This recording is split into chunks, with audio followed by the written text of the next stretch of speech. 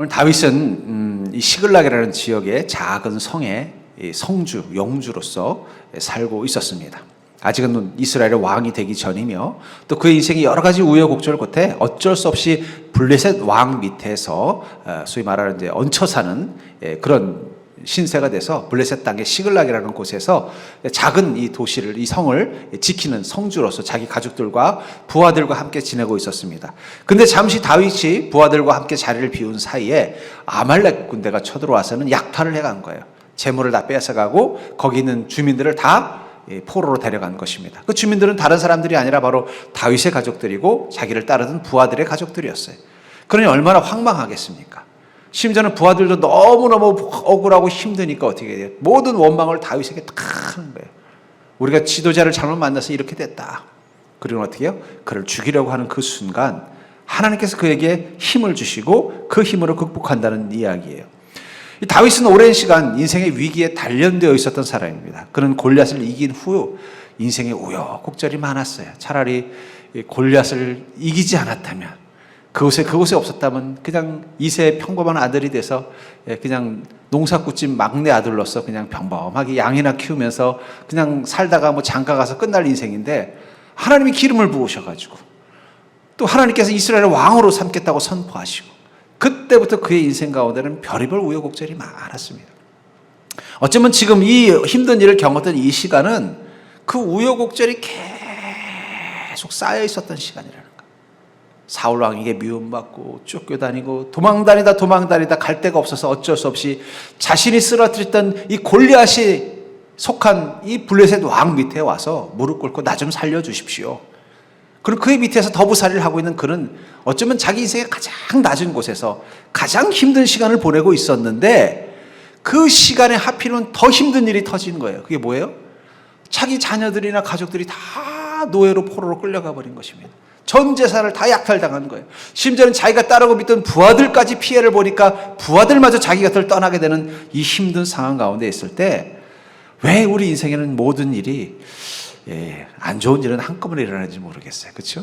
이상하게 좋은 일은 가끔씩 한 번씩 탁탁 터지는데 안 좋은 일은요 한꺼번에 터져요. 그래서 우리가 안 좋은 일 생기면 늘 불안한 게 뭐예요? 또 뭐가 터지려나 걱정한다는 거예요. 다윗도 그런 상황이라는 거예요. 그러나 결과적으로 말한다면 다윗은 이것을 믿음으로 극복해냅니다. 믿음으로 극복해냈을 뿐만 아니라 이 사건 이후에 그는 드디어 하나님의 기름 부음의 성공, 이스라엘의 왕이 되었다는 거예요. 어쩌면 지금 이 사건, 블레셋 왕 밑에서 더부살이를 하고 심지어는 자기가 있었던 그 성에 이 아말렉 군대가 와가지고 자기 가족들을 다 납치해가고 재산을 다 빼앗아갔던, 그리고 부하들마저 그 마음이 떠나는, 자기에게 아무것도 의지할 데가 없는 이 시간이야말로 그가 이스라엘 왕이 되기 직전에 가장 짙은 어둠 같은 거예요. 여러분들, 언제 어둠이 가장 짙어요? 그건 해 뜨기 전이 제일 어두운 것입니다.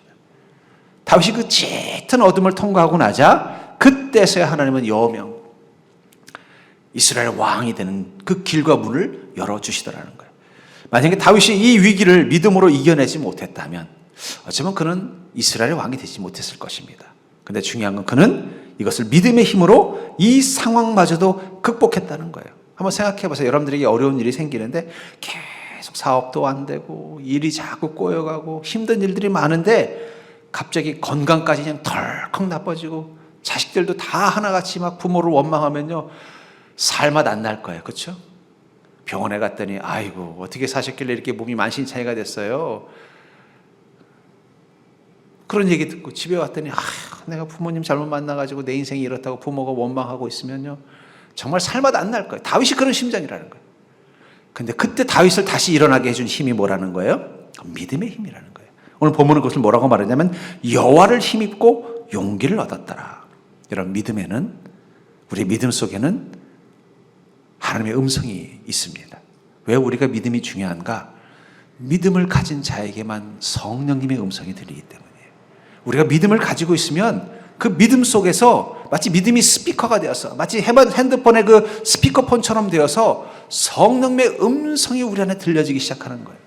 여러분, 믿음 없는 사람에게 성령님의 음성이 들리지 않습니다. 아주 특별한 경우 빼면은요. 예를 들면 바울을 하나님께서 다메섹에서 만나실 때와 같이 아주 특별하게 하나님의 일부러 하지 않는다면은 대부분 믿음이 없는 사람에겐 성령님의 음성이 들리지 않아요. 그러나 믿음을 가진 자에겐 성령님의 음성이 들린다는 거예요. 특별히 인생의 가장 힘든 시간, 다윗처럼 정말 일들이 계속 겹치고 어렵고 절망적인 무기력해지는 그 시간 한가운데서 다윗이 이 위기를 극복할 수 있었던 비결은 그에게 하나님의 음성이 들렸기 때문이에요. 그 음성을 힘입어서 그는 그 위기를 이겨내고 그리고 드디어 이스라엘의 왕이 되는 기회를 얻게 된 것입니다.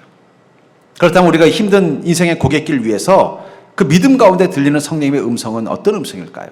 전 다윗이 들은 이 성령님의 음성, 그 음성을 따라서 그 문제를 이겨냈던 지혜를 통해서 여러분들도 여러분들의 인생 가운데 위기가 온다면 그 문제 한가운데서 믿음으로 온전히 서시고 그 믿음 가운데서 하나님의 음성을 온전히 듣고 그 음성을 따라 순종함으로 그 인생의 고갯길을 잘 통과하는 자가 되기를 주의 이름으로 간절히 축원합니다. 먼저 우리가 인생의 크고 힘든 고갯길을 위해서 절망하지만 절망 속에 믿음을 붙잡고 다시 일어서려고 할 때 성령님은 우리에게 뭐라고 말씀하시냐면은 하나님이 주시는 힘으로 이겨내라고 말씀하신다는 거예요.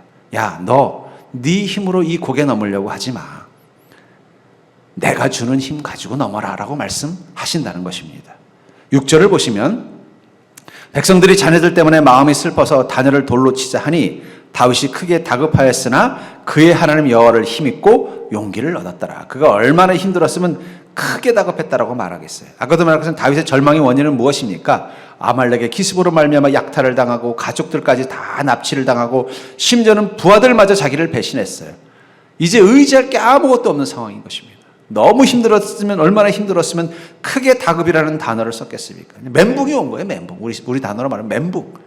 뭘 어떻게 해야 될지 생각도 안 나고 힘도 다 빠지고 어두운 마음속에 골방에 주저앉아 있는 것입니다. 근데 그때 하나님께서 힘을 주셨다는 거예요. 여러분, 우리는 아무리 믿음이 좋아도요, 자꾸 우리 힘으로 서려고 그래요. 그렇죠? 근데 정말 큰 고개 앞에서는요, 하나님이 힘되지 않으면 넘을 수 없는 것입니다. 그렇게 되면 은혜라는 것은 바로 여호와를 힘입는 게 은혜예요. 우리가 은혜로 산다는 게 뭐예요? 내 힘으로 사는 걸 은혜라고 하지 않아요. 하나님의 힘으로 사는 게 은혜예요. 그러니까 은혜라네라고 고백한다는 건 나는 지금까지 하나님의 힘으로 살아왔다는 거예요. 제가 최근에 본 유튜브 중에 그 이시영 씨라는 여자 탤런트가 있어요. 권투도 잘하는. 여자치고는 되게 뭔가 이렇게 얼굴은 여성한데 약간 권투 잘하고. 근데 그 유튜브를 우연히 봤는데 보니까 산을 가는데 자기 어린 아들을 어깨에 메고 산을 가더라고요. 야, 이게 남자들도 남자들도 불가능한 일인데 대단하다고 제가 이렇게 몇 번 봤어요. 신기해서 봤는데 그 어린 아들을 갖다가 뒤에다 탁 메고 심지어는 어깨에다 메고는 그것도 보통 동네 뒷산이 아니라 뭐 한라산 뭐 이런 태백산 이런 데 올라가는 거예요. 그것도 겨울산을. 근데 문득 그걸 보다 그 생각이 들어요. 그 아들이 뭐라고 말할까 나중에. 아마 그럴 거예요. 나 그때 한라산 올라갔어. 그렇지 않겠어요? 나 그때 엄마랑 태백산 올라갔어. 그럴 거예요. 근데 그 아들은요, 자기가 올라갔다고 말하지만 자기 힘으로 올라갔어요? 엄마 힘으로 올라갔어요? 엄마는 밑에서 주걱동살동 하면서 메고 올라간 거예요. 하지만 본인은 뭐라고 생각해요? 내가 그때 한라산 올라갔어. 내가 그 추운 태백산 올라갔어. 라고 말한다는 거예요. 하나님은 우리의 아버지 되시고 우리의 어머니 되십니다. 우리가 도저히 우리 힘으로 오를 수 없는 인생의 고개 앞에서 하나님은요, 망설임 없이 우리를 당신의 어깨 위에 올리시고 네 힘으로 올라가지 않으라고 하지 마라. 내가 너의 힘이 되어서 올라가 줄게. 우리는 그냥 어깨 위에 올라가기만 하면 되는 거예요. 그래도 우린 뭐라고 말해요? 나는 그 힘든 고개를 넘었다. 그게 은혜예요, 여러분들. 우리는 그런 은혜로 사는 것입니다. 그래서 성경에 보면요, 성경의 위인들은 다 인생이 드라마틱해요. 드라마틱하다는 게 별거 아니에요. 자기 힘으로 넘을 수 없는 고개를 하나님의 어깨에 타고 올라간 거예요. 하나님은 하실 수 있으니까. 여기 크게 다급한 순간 가운데 있었던 이 다윗에게 하나님은 능력이 되어주셨습니다. 그리고 그는 그 위기를 이겨냈을 뿐만 아니라 오히려 이 위기를 축복의 기회로 바꾸었다는 거예요. 성경에 그런 일들이 많아요. 야복강가에서 야곱은요, 앞으로도 못 가고 뒤로도 못 가는 진퇴양난의 순간 가운데 하나님 앞에서 그가 주님과 씨름하면서 어떻게 해요? 주님의 힘을 입어, 축복을 힘입어 무사히 이스라엘 땅에 들어가서, 가나안 땅에 들어가서 자리를 잡게 되지 않습니까? 왕의 감옥에 강제로 갇힌 요셉은 그 절망의 감옥 속에서 또 하나님의 힘을 경험하죠. 그래서 오히려 그 감옥문 뒤편에 무엇이 있는 거예요? 왕궁으로 열린 문이 있고 그는 드디어 애굽의 왕궁에 들어가서 총리의 자리까지 올라가게 되더라는 거예요. 홍해 앞에 선 모세는 어떻습니까?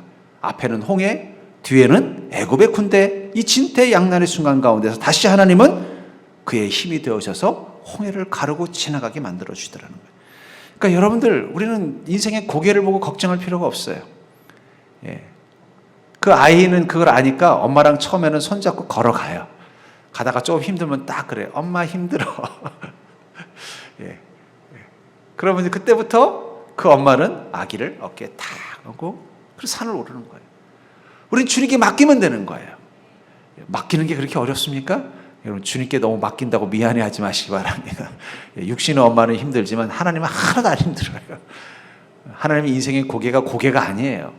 아무것도 아니에요, 주님께는. 우리가 맡기기를 원하실 분입니다. 하나님을 힘입어 이겨내면 된다는 거예요. 그 시편 40편 5절에 보면은 내 영혼아 내가 어찌하여 낙심하며 어찌하여 내 속에서 불안해하는가? 너는 하나님께 소망을 두라. 그가 나타나 도우심으로 말미암아 내가 여전히 찬송하리로다. 왜 우리의 영혼이 낙심하고 왜 우리가 불안해할까요? 내 힘으로 지금까지 걸어와 봤는데 갑자기 가파른 절벽이 보이는 거예요. 아, 이걸 내가 어떻게 넘어가? 지금까지 온 것도 힘들어 죽겠는데 여기를 어떻게 넘어가? 그게 불안이 되고 두려움이 되는 거예요. 그때 어떻게 하라는 거예요? 하나님께 소망을 두라는 거예요. 아, 그렇지. 여기서부터는 내가 가는 게 아니라 하나님께서 가는 것이지. 그리고 그 순간 어떻게 해야 돼요? 하나님이 나타나 도우심으로 말미암아 내가 여전히 찬송하리로다. 그때서야 나와 함께 계신 하나님이 어떤 분인지를 깨닫는 것입니다. 여러분들, 우리가 살만할 때는 주님이 어떤 분인지 잘 몰라요. 몰라도 살만하니까. 근데 정말 못 살겠다고 생각되는 그때가 우린 비로소 나와 함께 계신 하나님이 어떤 분인지를 비로소 알게 된다는 거예요. 그 위대하신 하나님, 사랑이 넘치신 하나님, 나에게 힘을 주시고 용기를 주신 하나님, 내 인생에 어떤 고난도 이겨낼 수 있는 능력이 되어주신 하나님, 그 하나님이 있기 때문에 우리는 어떻게 돼요? 소망을 가지고 찬양하면서 인생의 고갯길 앞에 서는 것입니다. 두 번째로 우리가 인생의 힘든 고갯길 위 믿음 가운데 들리는 성령님의 음성은 무엇일까요? 우리가 감당할 수 없는 힘든 고갯길 위에 섰을 때 우리 믿음 가운데 들리는 성령님의 음성은 무엇입니까? 바로 믿음의 삶을 멈추지 말라고 말씀하신다는 거예요. 너 그렇다고 해서 믿음의 삶을 멈추지 말라는 거예요. 너 그렇다고 해서 나와 동행하는 삶을 멈추지 말라고 말씀하신다는 것입니다. 7절과 8절을 보면은 다윗이 아히멜렉의 아들 제사장 아비아달에게 이르되 원하건대 에봇을 내게로 가져오라. 아비아달이 에봇을 다윗에게로 가져가매 다윗이 여호와께 묻자와 이르되 내가 이 군대를 추격하면 따라잡겠나이까 하니 여호와께서 그에게 대답하시되 그를 쫓아가라. 내가 반드시 따라잡고 도로 찾으리라. 하나님께서 그 마음에 낙심하지 않고 힘을 주셨습니다. 용기를 얻었습니다. 내가 왜 이러고 있어? 하나님께서 나와 함께 계시는데 내가 왜 이러고 있어? 하나님이 나를 기름 부으셨는데 내가 왜 이렇게 두려워하고 있어? 하나님이 나를 분명히 이스라엘의 왕으로 선포하셨는데 내 미래가 왜 실패하고 끝날 거라고 생각하고 있지? 정신을 바짝 차린 거예요. 그럼 지금 내가 무엇을 해야 될까 고민하다가 보니까 지금 나에게 필요한 건 믿음이구나. 그리고는요, 그를 따른 제사장에게 에봇을 가져오라고 말합니다. 이 에봇은 제사장이나 주의 종들이 하나님의 음성을 듣기 위해서 준비하는 복장 같은 것입니다. 결국 에봇을 맸다는 건 내가 지금 주님께 뜻을 묻겠다라는 거예요. 그러면 다윗은 직접 그 에봇을 차고는 하나님께 무릎 꿇고 하나님, 제가 지금이라도 군대를 이끌고 가면은 그 아말렉 군대를 잡을 수 있겠습니까? 하나님의 뜻을 물었더니 하나님 뭐라고 말씀하세요? 그래, 너는 반드시 착 따라잡을 뿐 아니라 너의 가족들을 다 도로 찾아올 거다. 그러니 시작해라 말씀하시더라는 거예요. 이 하나님의 뜻을 물을 수 있는 자격은 어떤 사람들이냐? 제사장, 선지자. 다윗도 왕이지만 물을 수 있었던 것은 그가 기름 부음 받은 자이기 때문이에요. 그냥 왕이 아니라, 그냥 지도자가 아니라 하나님의 기름 부음 받은 자, 하나님이 인정하신 자, 하나님이 만나기로 허락한 자이기 때문에 그는 하나님의 뜻을 물었고 그 뜻 앞에 순종하기 위해서 어떻게 해요? 두려움과 좌절을 딛고 자기를 따른 부하들에게 우리 좌절할 필요 없다. 하나님께서 따라잡을 수 있다고 내게 말씀하셨다. 그럼 우리 나가자. 나갈 순간 그는 따라잡게 됐다는 거예요. 우리는 시련의 한가운데, 문제 한가운데서 무엇을 가져야 될까요? 그 속에서 하나님의 뜻이 무엇인지를 묻는 믿음이 필요한 것입니다. 믿음은 뭘까요? 우리 인생의 어려움 가운데 있을 때마다 우리 마음에 에봇을 차는 게 믿음이에요. 하나님, 제가 어떻게 하면 되겠습니까? 주님께서 저를 축복하신 건 제가 믿습니다. 하나님이 저를 사랑하신다는 것도 믿습니다. 하나님이 저와 함께 계신다는 것도 믿습니다. 그렇다면 지금 이 상황 가운데서 제가 어떻게 하면 좋습니까? 묻는 게 에봇이라는 거예요. 믿음이라는 거예요. 하나님 우리에게 믿음을 주신 것은 주님께 묻고 주님의 음성을 들을 수 있는 것입니다. 그렇기 때문에 우리가 실현한 가운데서 하나님의 뜻을 물을 수 있다면 우리는요 그 속에서 믿음의 삶을 멈출 이유가 없는 거예요. 우리 더 믿음으로 나가야 될 것입니다. 실현한 가운데서 우리 삶의 믿음을 멈추고 아이고 내가 이런 어려움이 있는데 내 믿음이 무슨 의미가 있어, 이게 아니라 그 속에서 어떻게 해야 돼요? 그럼 내가 어떤 방향으로 어디로 가야 되는가를 주님께 묻고 거기에 맞춰서 내 삶을 가는 것입니다. 그러니까 힘들수록 믿음의 에봇을 입고 하나님의 뜻을 물으면서 한 걸음 한 걸음 나가셔야 돼요. 여러분들의 힘으로 도저히 넘을 수 없는 고개를 만났다면 그 속에서 어떻게 해요? 한 걸음 한 걸음 뜻을 묻고 가야 된다는 거예요. 이 우리나라의 산 중에 악자 들어가는 산들이 있습니다. 뭐 설악산, 또 월악산, 뭐 관악산, 이 악자 들어가는 산들의 공통점이 뭐냐면 계단이 그렇게 많다는 거예요. 계단이. 야, 얼마나 계단이 많은지 제가 막 치가 떨려요. 근데 그 힘든 계단을 통과해서 정상까지 가는 제일 좋은 방법은 뭔지 아세요? 그냥 발끝만 보는 거예요. 얼마나 남았나 보면은요 못 올라가겠어요. 그냥 그때는 그냥 발끝만 보면서 한 걸음 한 걸음, 힘들면 좀 숨을 쉬고 천천히, 힘이 좀 생기면 조금 빨리, 너무 힘들면요 잠깐 멈춰서 숨 한 번 쉬고 저 아래를 바라보면서 한번 숨 한 번 쉬고 또 가면 되는 거예요. 우리가 인생의 고갯길을 만났을 때, 이 악자 들어가는 고갯길을 만났을 때는요 그냥 에봇을 입듯이 하나님께 주님 오늘 내가 어떻게 하면 좋겠습니까? 말씀해 주십시오. 멀리도 볼 필요 없어요. 내일 어떻게 되겠습니까? 내년 어떻게 되겠습니까? 이거 물어볼 필요도 없어요. 어차피 지금은 악자 들어가는 시간을 통과해야 된다면 하나님 오늘 제가 어떻게 하면 되겠어요? 말씀해 주세요. 주님께서 오늘 하라고 하시는 데만 순종하겠습니다. 주님께서 오늘 이것을 하라고 하면 이것을 하고 저것을 하라고 하면 저것을 하겠습니다. 저 멀리 보지 않겠습니다. 그냥 주님 앞에 하루하루 주님의 뜻을 묻고 나아가겠습니다. 근데 중요한 건 그렇게 생각하고 한 걸음 한 걸음 계단만 보고 올라가면요 드디어 평지가 나타나요. 그게 정상인 거예요. 근데 위 보면서 저거 언제 올라가 그러면요 벌써 지쳐가지고 자꾸 내려가고 싶은 마음이 내 마음을 끌어당겨서 결국 포기하고 내려오게 만들더라고요. 근데 어차피 올라갈 거면 내 발끝만 보고 가자 하면서 계단을 척척 밟으면요 쓰러질 것 같으면서도 계속 다리가 움직여져요. 그리고 정상을 올라가게 되더라는 거예요.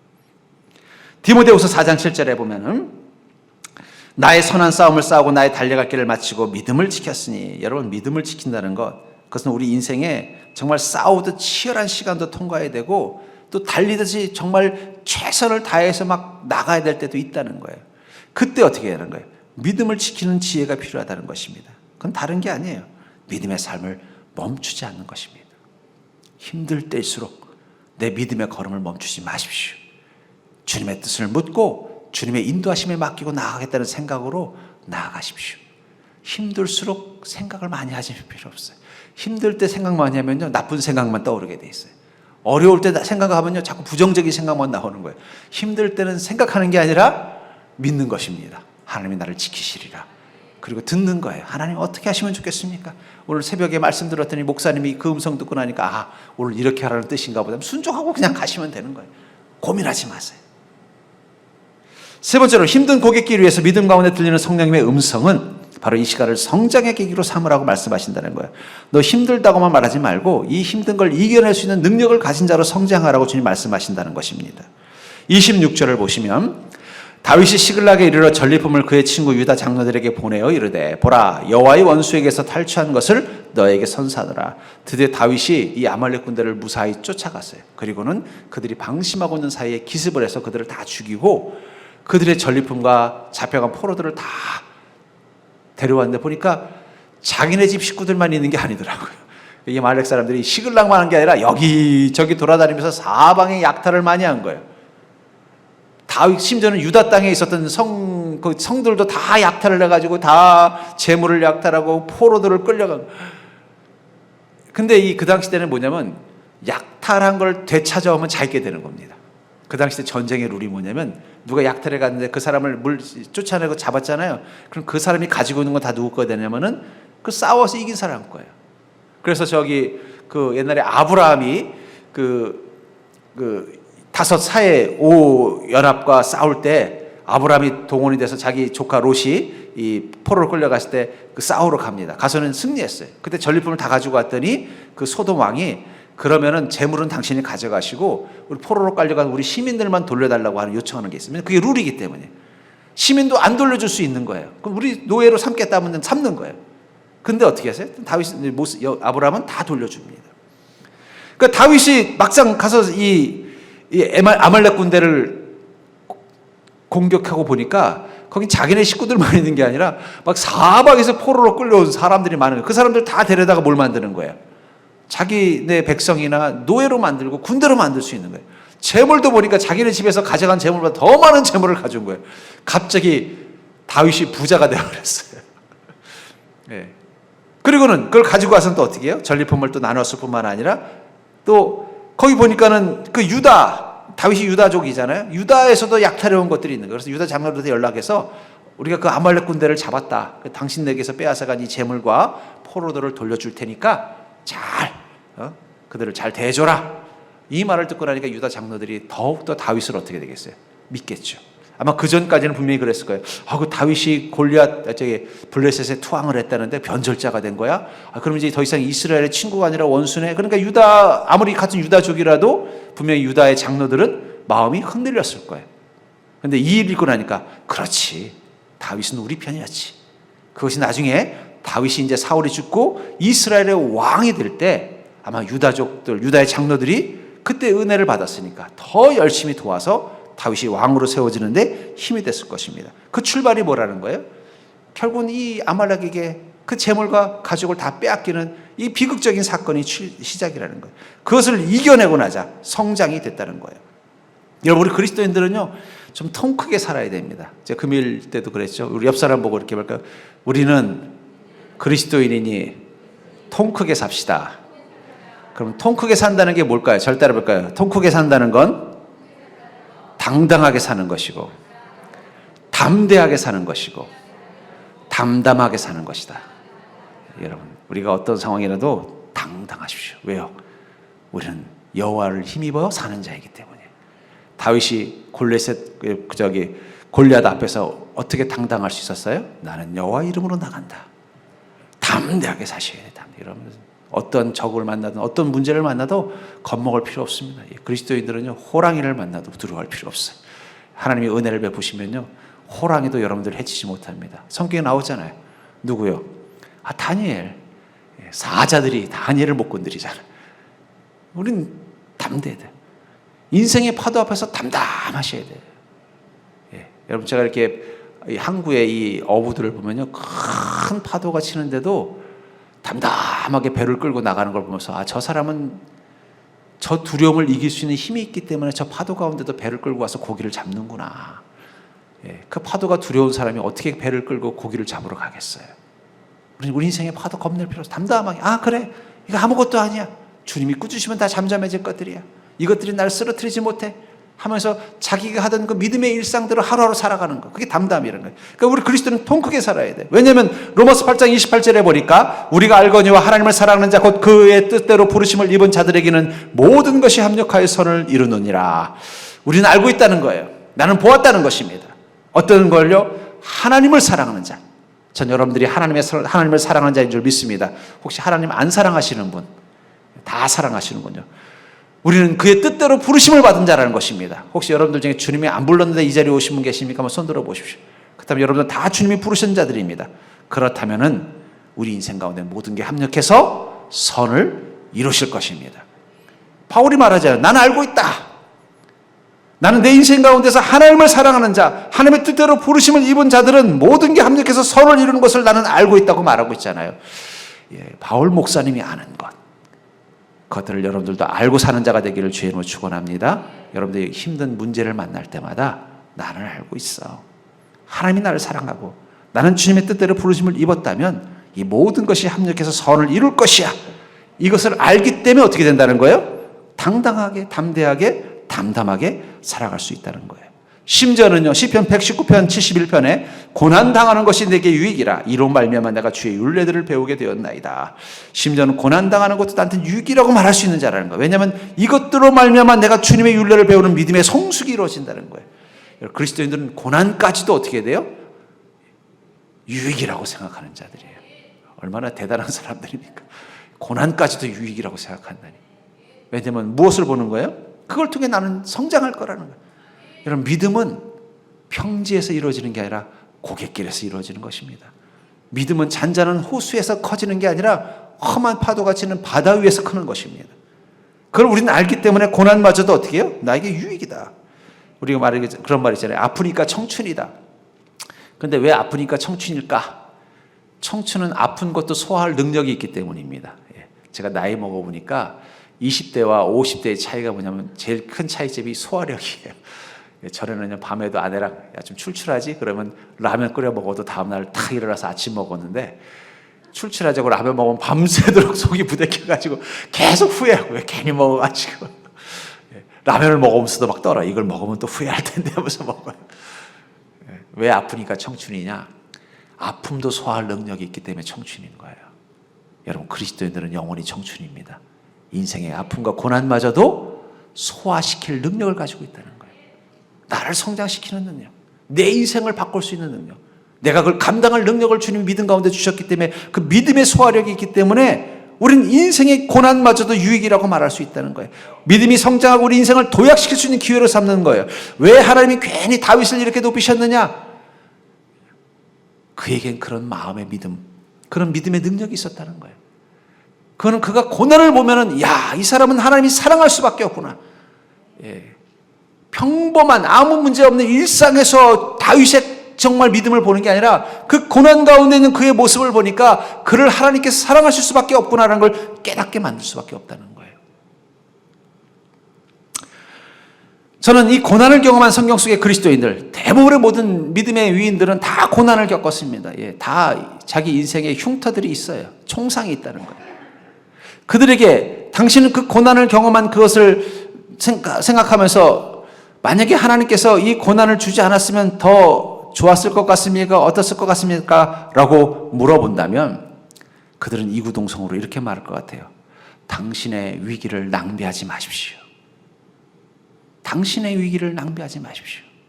인생의 그 고난을 믿음으로 축복으로 바꿨던 성경 속에 있는 위인들을 우리가 인터뷰할 수 있어서 당신은 이렇게 믿음으로 멋지게 살아갔는데 저희에게 같은 믿음의 그리스도인으로서 우리에게 한마디 교훈을 주신다면, 조언을 해주신다면 뭐라고 말씀하시겠습니까? 라고 물어본다면 그들은 거의 대동소이하게 이렇게 말할 것 같아요. 당신의 위기를 낭비하지 마십시오.